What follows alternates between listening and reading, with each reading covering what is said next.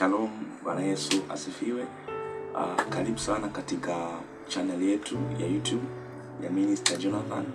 Nina furaha sana kukukaribisha. Nipo hapa kwa ajili ya kujifunza neno la Mungu, lakini pia kwa ajili ya kufundishana yale ambayo yanapaswa tufundishane kama vijana wa Kristo.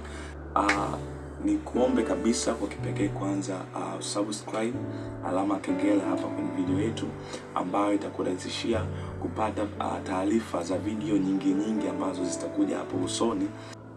Kwa kipekee kabisa ni kukaribisha katika neno la Mungu. Kwa ufupi, somo letu linasema namna ambavyo sadaka zinaleta baraka maishani mwetu, na tutaanza kujifunza somo hili la sadaka. Nini maana sadaka? Sadaka ni kitu chochote cha thamani kinachotolewa kwa Mungu au kwa shetani kwa ajili ya kukamilisha jambo fulani au kwa ajili ya kukamilisha ibada.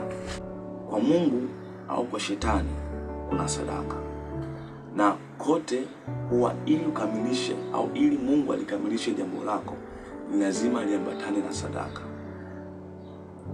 Pia kwa shetani ili akamilishe mambo yake kwetu ni lazima awe na sadaka.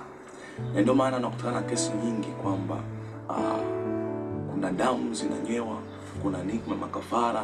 Hizo zote ni sadaka. Sadaka hizo zinakuja kukamilisha kile kitu ambacho kinatakiwa kimalizike. Sema price kwa Mungu ni kwamba ili ibada ya Mungu ikamilike au ili ibada yote ikamilike ni lazima iletwe ama iambatane na kitu kinachoitwa sadaka. Na sadaka haikuanza nyakati hizi. Sadaka zilikuwepo kuanzia nyakati zile hata kabla Yesu hajaja.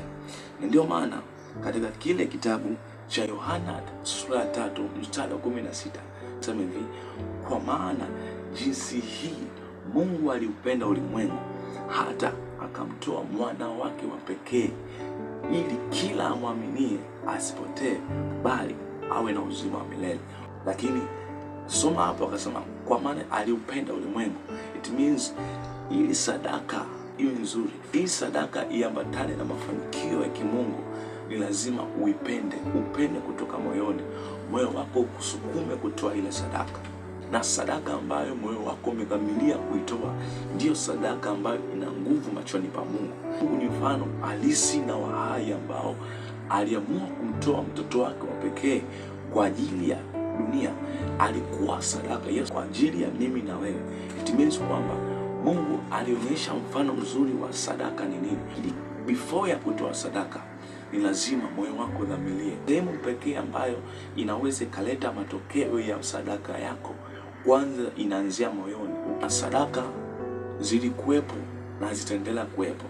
Utofauti ni kwamba kuna sadaka ambazo tutajifunza kipindi kingine. Kuna sadaka ambazo sasa hivi hazipo, ambazo zilifutwa na neema ya Kristo, kwa sababu kipindi kile cha zamani sadaka nyingi zilikuwa ni sheria, ili kulazimu utoe. Na ilikuwa ni sheria manake ni lazima. Lakini baada ya Yesu kuja akatoa zile sadaka ambazo zilikuwa ni sheria, ndipo ikaja neema. Maombi yetu yanakamilishwa na sadaka. Kusifu kwetu, kuabudu kwetu kunakamilishwa na sadaka.